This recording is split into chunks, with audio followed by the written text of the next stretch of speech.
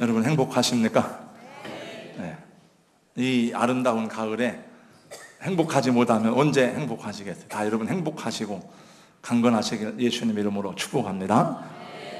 네. 대한민국의 가을이 너무 좋은 것 같아요. 참 이 땅에 산다는 게 얼마나 귀하고 아름다운 일인지 모릅니다. 세계의 많은 나라들, 좋은 나라도 많지만은 참 우리 한국의 가을은 너무나 상쾌하고 아름답다, 이런 생각을 많이 해보게 되고, 저는 앞으로 기회가 된다 그러면은 우리 한번, 제가 안 가본 우리 한국 땅을 이렇게 쭉 한번 이렇게 여행을 해보고 싶은 생각이 있어요.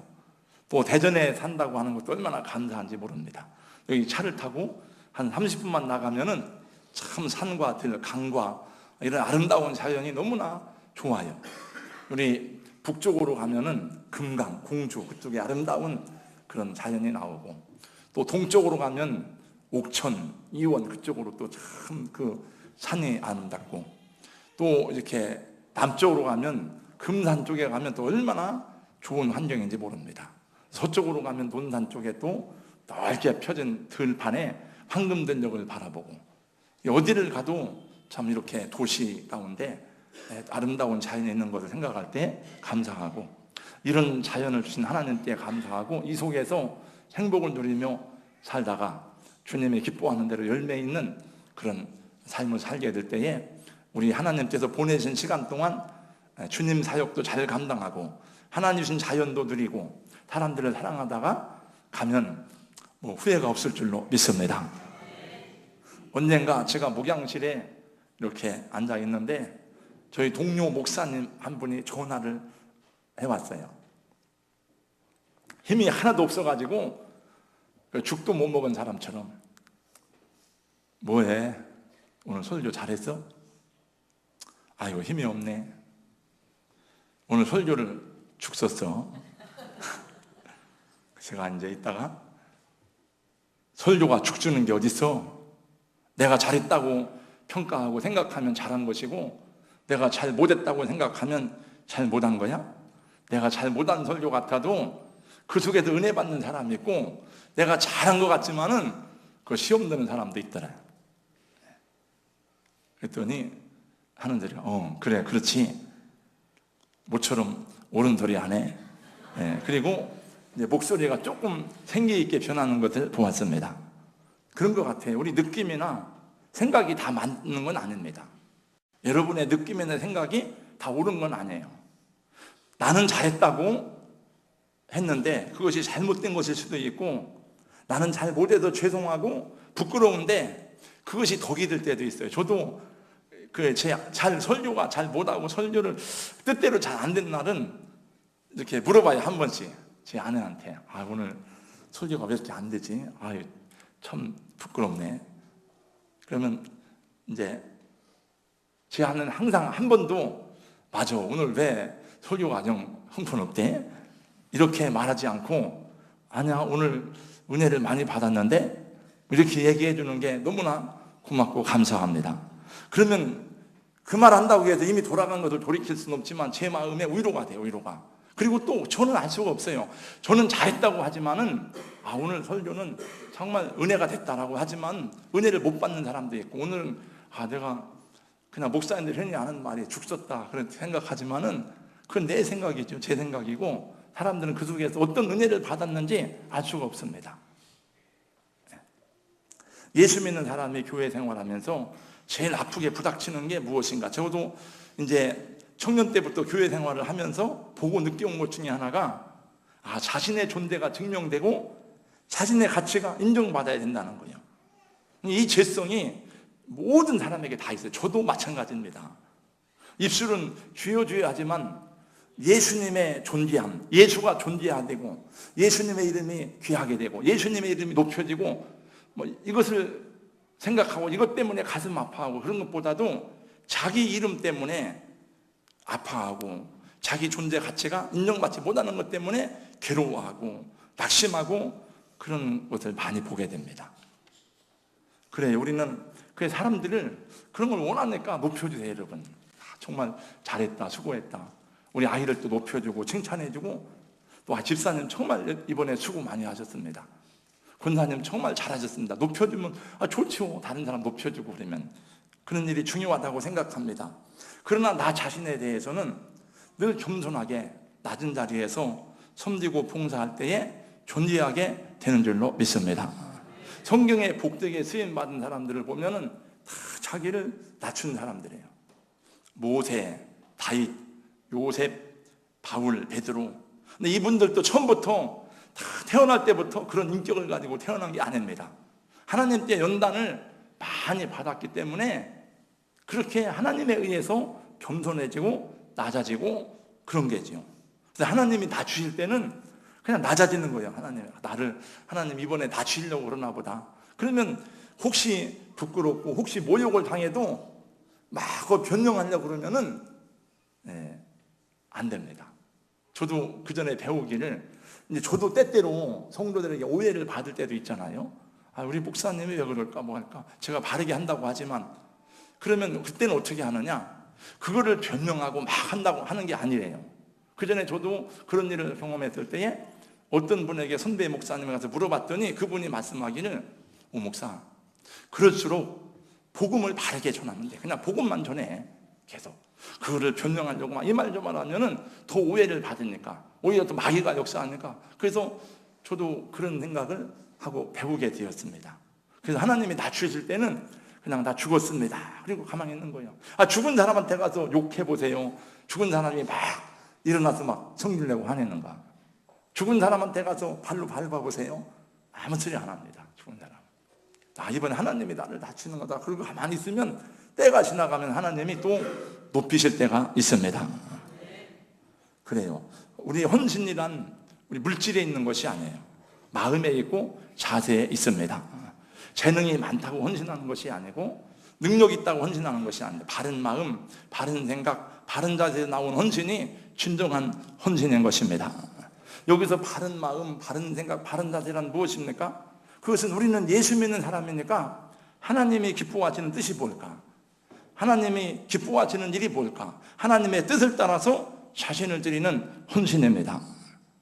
헌신의 기초가 바르게 되어 있으면 내가 교회 일을 아무리 많이 해도 내 이름 거기 새겨놔라, 내가 그럴 줄 몰랐다, 서운하다, 섭섭하다, 그런 말 안 합니다.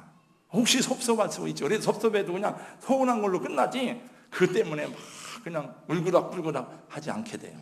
왜냐하면 하나님을 위해서 했기 때문에, 사실은 내가 노력했지만 하나님이 하셨기 때문에 그렇습니다.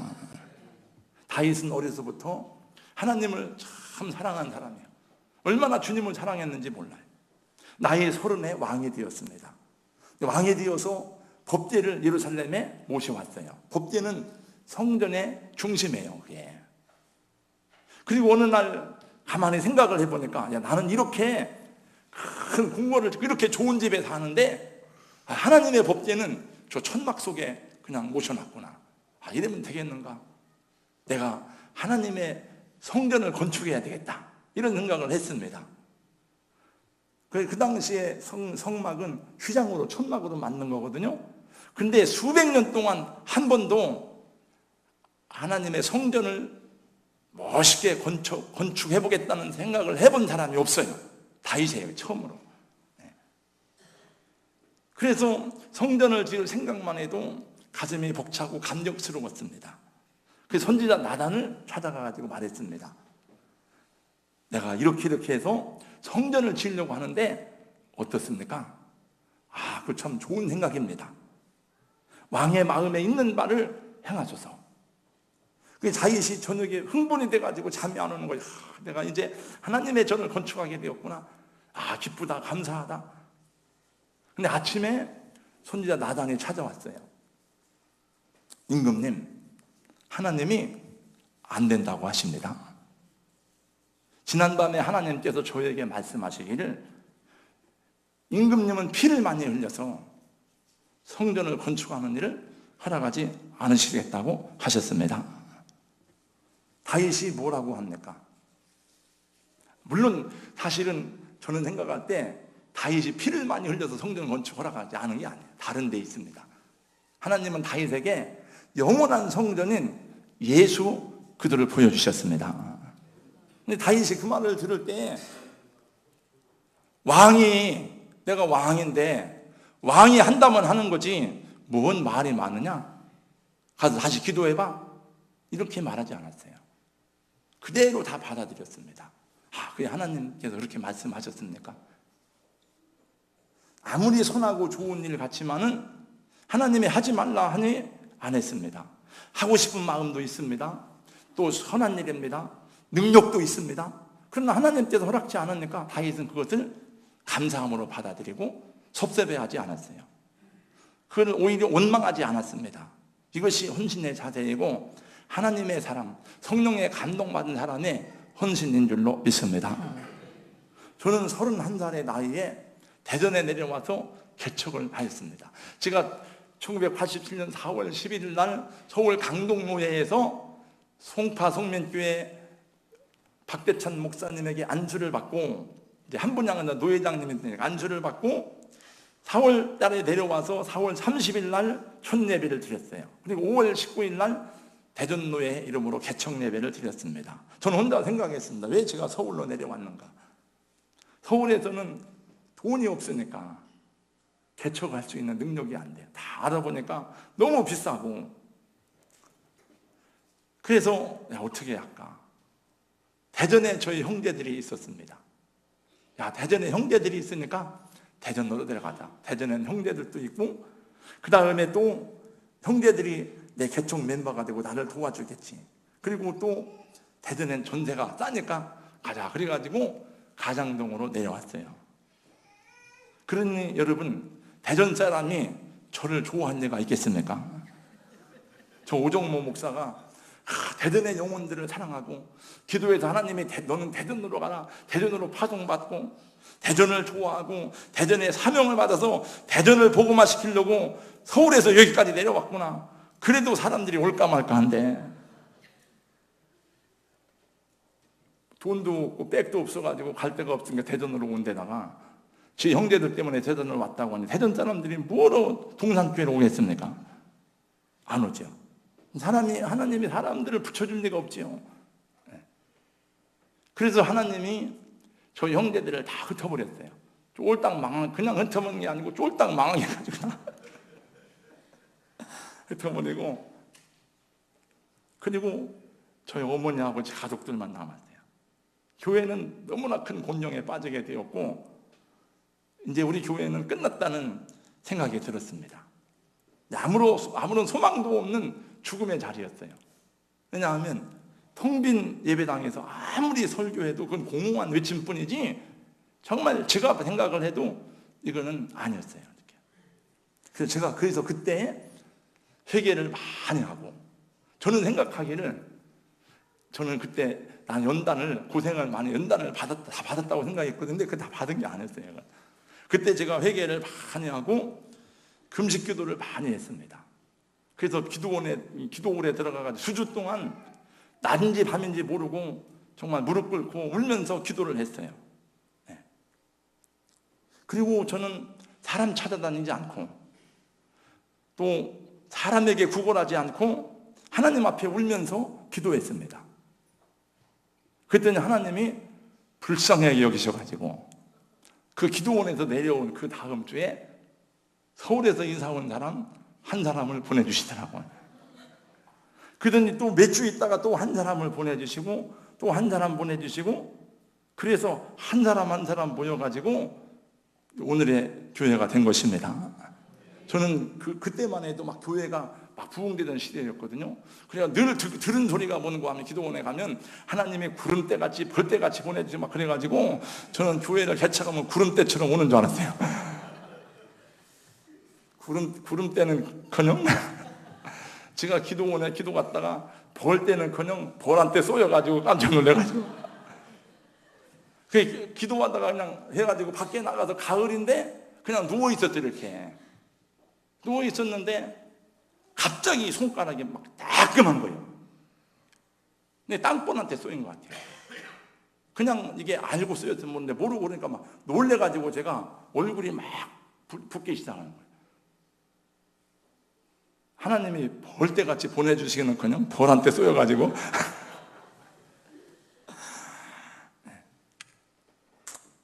여러분, 하나님이 어떤 기회를 주실 때마다 잘 분별할 수 있기를 바랍니다. 이게 정말 하나님께로부터 온 것인가, 내 감정이나 생각인지 잘 분별해야 하는 것이고, 그것이 분별해서 하나님의 뜻이라고 생각되고 믿어지면 어렵고 힘들어도 순종하며 나가야 되고요, 내가 하고 싶어도 하나님의 뜻이 아니라면 절제할 수 있는 능력도 하나님 앞에 허락받기를 소원합니다. 우리가 예수님 믿지만 주님의 이름으로 한다고 다 하나님의 뜻이 아닙니다. 어떤 거는 우리가 주님의 뜻이라고 다 외치지만 사실은 우리 욕심이 많이 들어있기도 할 수 있어요. 그러나 하나님이 시작하신 것은 하나님이 이루게 하실 줄로 믿습니다. 빌립보서 1장 6절 말씀, 너희 안에 착한 일을 시작하신 이가 그도 예수의 날까지 이루어질 줄을 우리가 확신하노라.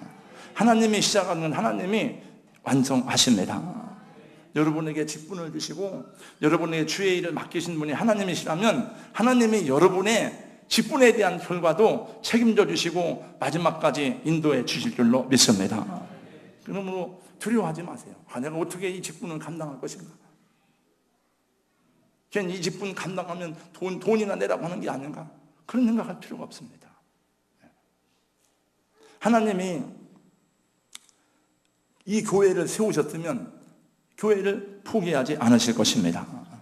하나님이 여러분을 포기하지 않으십니다. 왜냐하면 여러분을 부르시고 의롭다 하시고 일꾼으로 세워주신 분이 하나님이시기 때문입니다.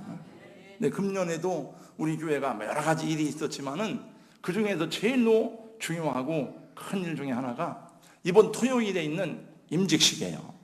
임직식은 사람을 세우는 일이기 때문에 중요한 일입니다. 여러분, 사람을 선택하는 일보다 더 중요한 일이 어디 있습니까? 이 세상에서 사람보다 더 중요한 게 어디 있어요?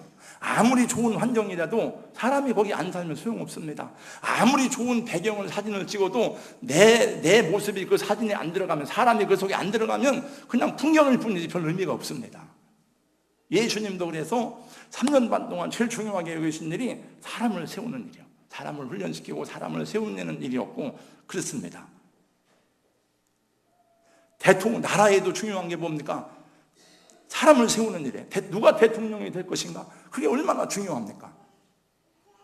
그래서 교회에서도 누가 하나님의 일꾼이 될 것인가? 그건 너무나도 중요한 일이에요. 그래서 예수님도, 여러분, 예수님이 우리보다 더 뛰어난 분석력과 관찰력과 사람을 보는 안목이 있었지만은 예수님도 그 모든 자기의 안목을 내려놓고 그리고 하나님께 맡겼어요. 그래서 누가복음 6장 말씀해 보니까 12제자를 택하시기 전에 밤이 맞도록 밤새 기도했습니다. 기도하고 제자들 가운데 12명을 택해서 그들에게 안수하고 사도로 하칭해서 그들을 파송했습니다.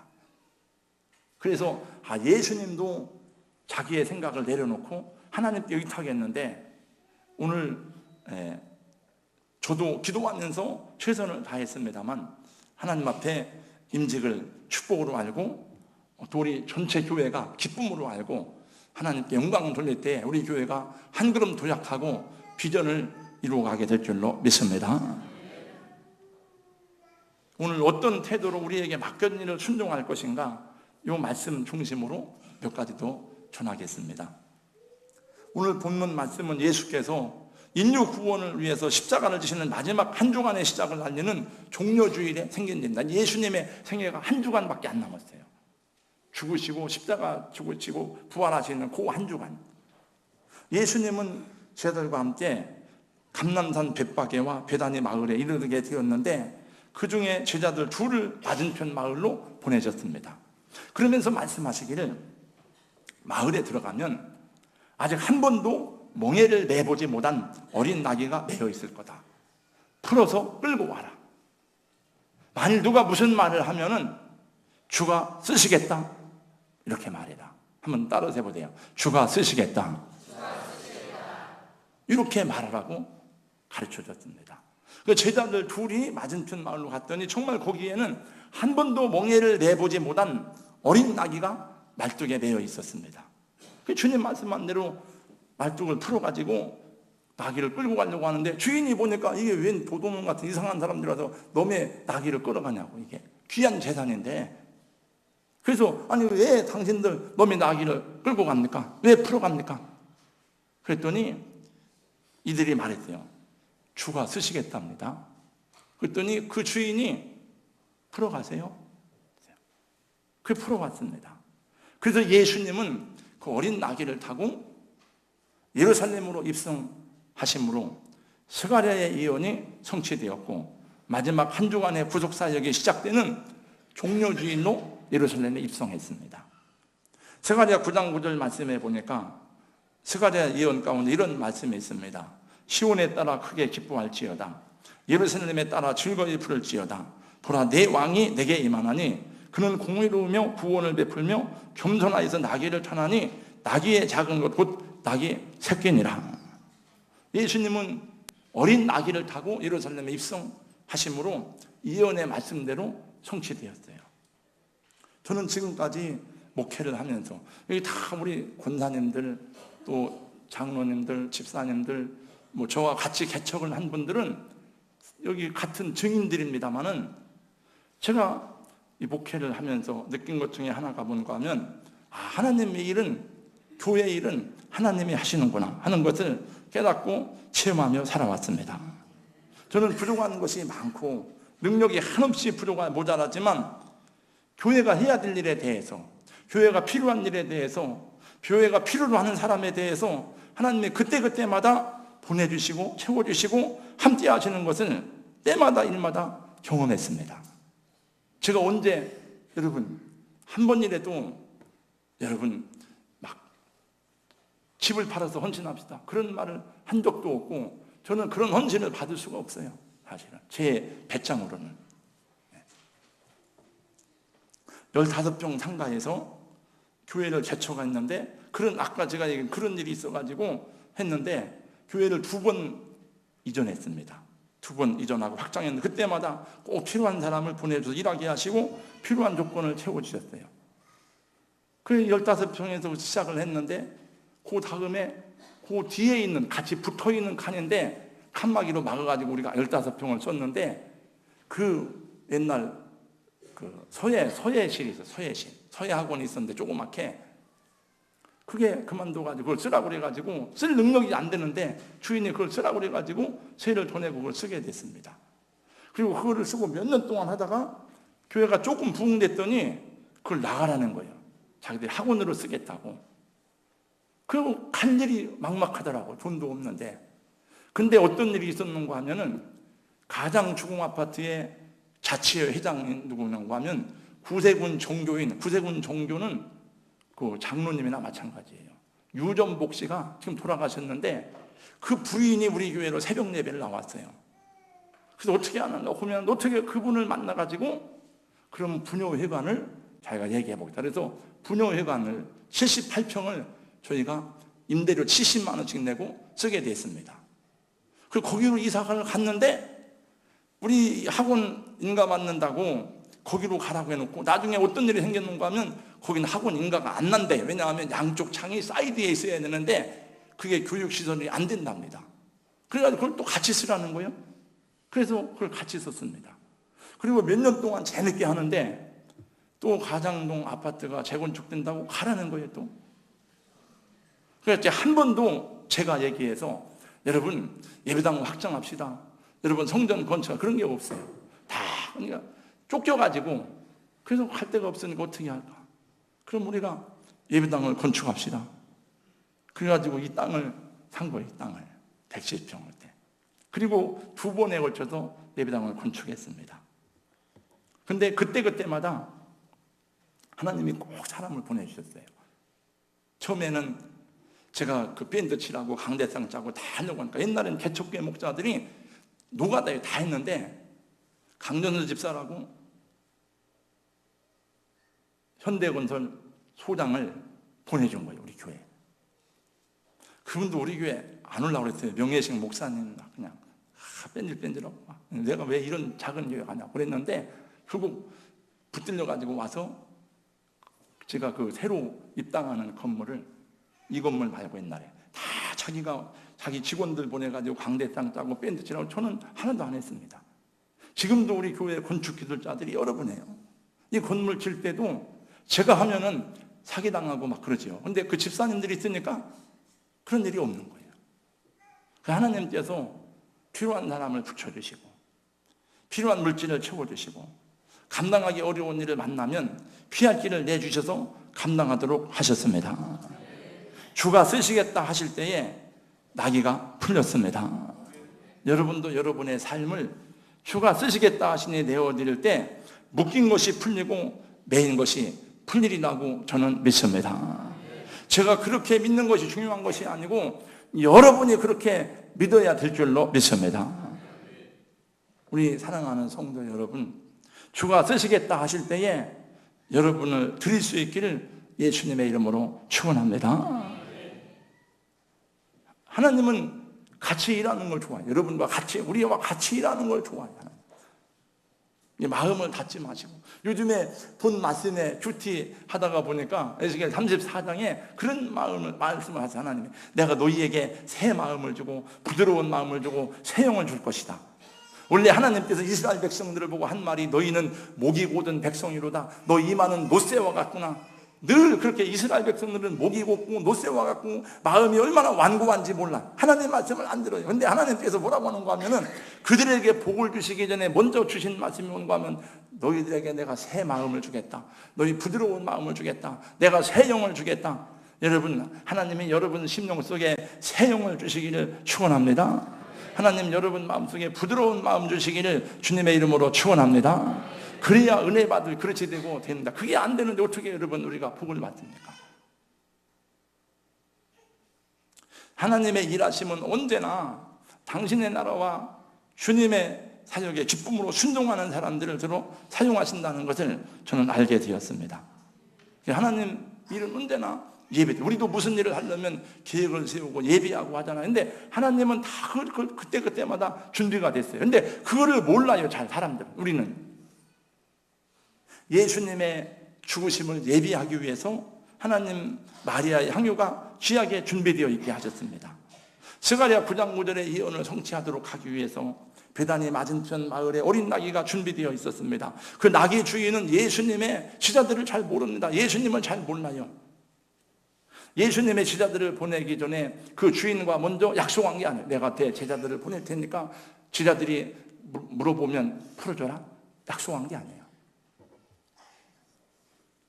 주가 쓰시겠다 하니 매여있던 나귀가 풀려졌습니다. 예수님은 마지막 6월절 만찬을 집도 없고 음식도 없었습니다. 제자들이 걱정했습니다. 6월절이 됐는데 어디 가서 예수님 6월절 예식을 할까? 주님이 말씀했습니다. 성 안에 들어가면 누구를 만났는지 어떤 여인을 보면 이렇게 말이다. 선생님 말씀이 내 제자들과 함께 6월절을 당신 집에서 지켜야 되겠다.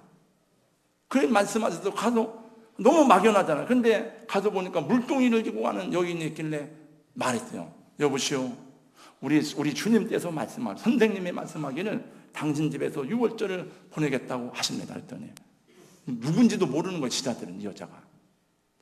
그렇습니까? 우리 집으로 오세요. 그가 바로 마가 요한의 어머니 마리아였습니다. 그리고 마리아의 집에서 최후의 만찬을 주님은 하시고 오순절 성령이 그 집에 임하시고 그곳에서 초대교회가 시작되었습니다. 예수님이 십자가에서 죽으신 다음에 누가 예수님을 장사 지내겠습니까? 지금 다 예수님 제자들 도망가고 무서워 떨고 있는데 예수님의 원수들이 눈을 번쩍이고 있는데 근데 그때 숨어있던 제자가 나타났어요. 바로 아리마대 사람 요셉이었습니다. 아리마대 사람 요셉은 자기를 위해서 준비했던 새 무덤에 예수님을 장사 지냈습니다. 그리고 그곳에서 예수님이 부활하셨습니다. 여러분, 어떻게 쓰임받는지 알지 못하지만 여러분들이 하나님 나라를 위해서 예배된 사람이라면 얼마나 귀하고 복스러운 인생입니까? 여러분의 몸을 주가 쓰시겠다 하실 때에 내어드릴 수 있기를 바랍니다. 여러분의 물질을 주가 쓰시겠다 할 때에 내어드릴 수 있기를 축원합니다. 사업에 묶여 있습니까?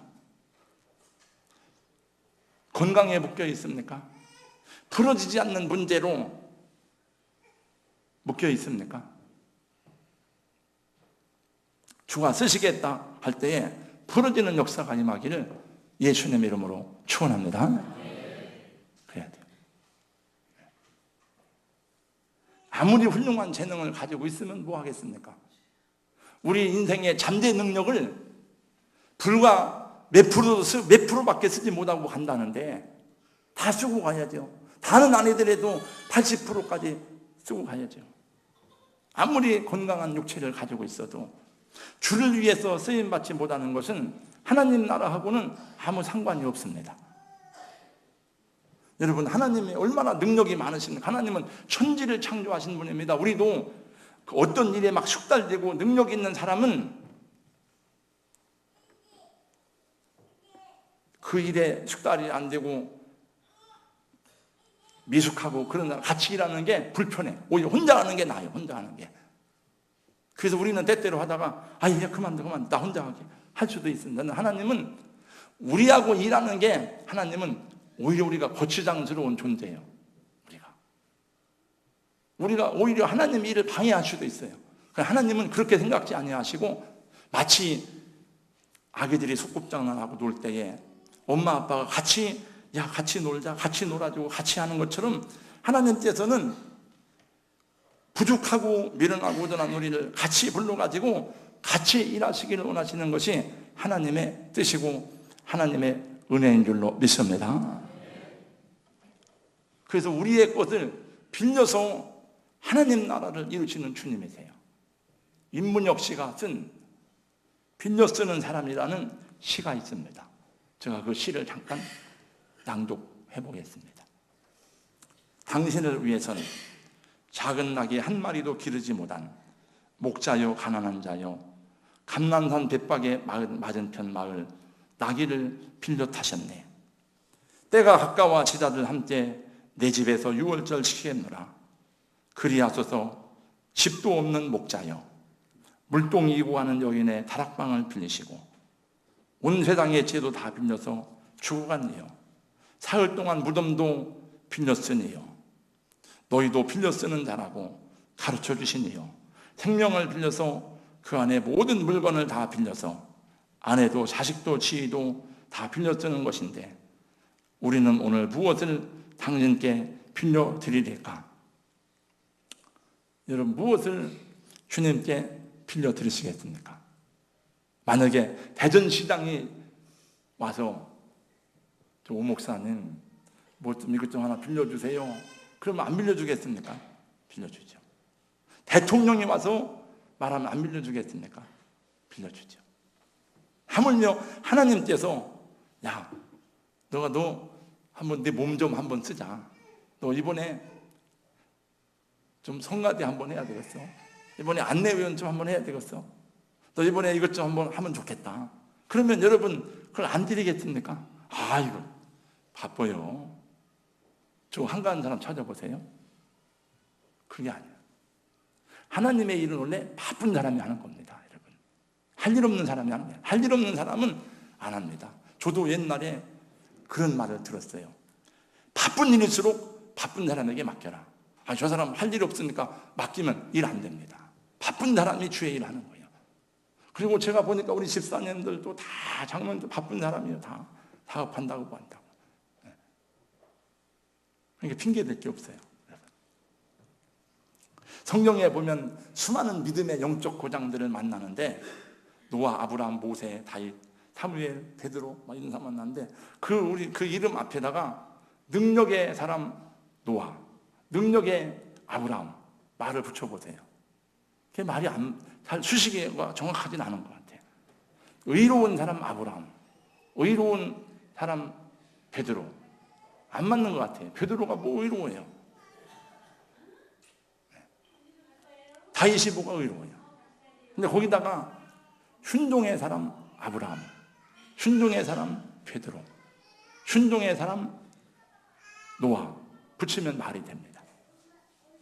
그래서 여러분 순종하는 것이 보이고 순종의 사람이 복을 받게 되는 줄로 믿습니다. 시편 이사야 32장 8절에 보니까 이런 말씀이 있습니다. 존재한 자는 존재한 일을 계획하나니 그는 항상 존재한 일에 서리라. 우리의 삶은 하나님이 쓰실 때에 가치가 있습니다. 저는 안타까운 생각이 들어요. 사람들이 다 그렇게 정치하는 사람들도, 대학 교수들도 이제 막 정치하는 사람 붙으려고 애를 쓰는데, 거기 가서 아무개가 정권을 잡으면 한 달이라고 다 기다리고 막 애를 쓰는데, 우리 예수 믿는 사람들도 그거 여러분 해도 잘못하면 감옥 가고 욕먹고 비난받고 바가지로 먹고 또 언제 어떻게 쓰러질지 모르는 자리인데, 그거 해봐야 불과 몇 년인데, 하나님의 나라에 이 귀한 일꾼들은 하나님이 영원히 기억하시고 복을 주시고 하나님 나라의 해와 같이 빛난다고 말씀하셨는데, 이 하나님 나라는 일꾼이 부족하구나, 이런 생각을 해볼 때 안타까운 생각이 들어요. 여러분, 우리 주님을 기쁘시게 하고 여러분 힘 주시는 대로, 그러니까 제가 늘 얘기하는 게 나는 능력이 없다, 그런 말은 안 맞는 거예요. 감사함으로 섬기고 또 수고하고 봉사하고, 이번 우리 임직식을 통해서 우리 교회가 더 한 단계 도약되고 하나님의 귀한 일을 하나님이 감당하도록 순종함으로 내어드리는 저와 여러분 되기를 주님의 이름으로 축원합니다. 한 가지만 말씀드릴게요. 제가 여기 아침에 여기 앉아 있는데 찬양할 때, 저도 일부 예배 땐 우리 찬양팀이 와서 다 찬양하고 전부 다 이걸 시작할 때까지 다 제가 상단에 설 때까지 저도 찬양을 뜨겁게 하는데, 그럼 자꾸 영감이 떠오르는 아침에 세이비어 교회 생각이 나더라. 그래서 제가 가서 세이비어 교회 책을 찾아왔대요. 이게 미국에서 가장 영향력을 주는 교회가 세이비어 교회입니다. 교인이 몇 명이냐? 150명이에요. 150명. 1500명이 아니에요. 15,000명이 아니에요. 150명 모이는 교회인데, 미국을 움직이는 작은 공동체 제목이 세이비어 교회입니다. 근데 교회가 크다고 큰 일을 하는 게 아니에요, 여러분. 정말 우리가 믿음 안에서 바른 생각을 가지고 있고 하나님을 사랑하는 마음을 가진 사람들이 한 공동체가 되면은 하나님이 역사하시고 큰 일을 하게 하실 줄로 믿습니다. 큰 일이라는 건 뭐 교회를 크게 두고 사람이 아니고, 이게 큰 일이 아니고 사회에 누룩처럼 퍼져가는 작은 역할을 하는 거예요, 계속.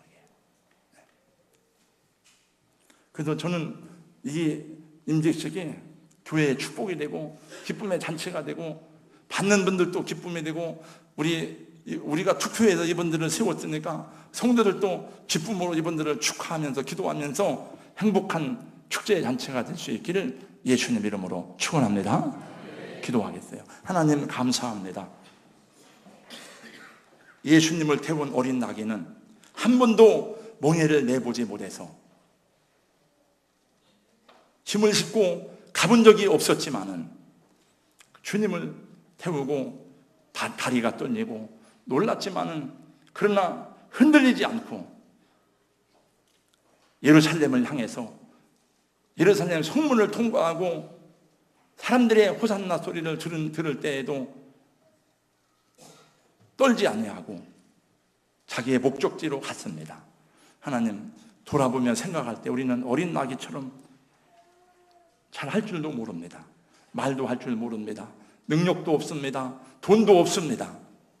그러나 어린 나귀가 주님을 태우고 갈 때에 흔들리는 그 속에서도 굳세게 목적을 바라보고 갔던 것처럼 우리가 앞으로 나아갈 때에 주님이 감당할 수 있는 힘을 주시고 은혜를 주실 줄로 믿습니다.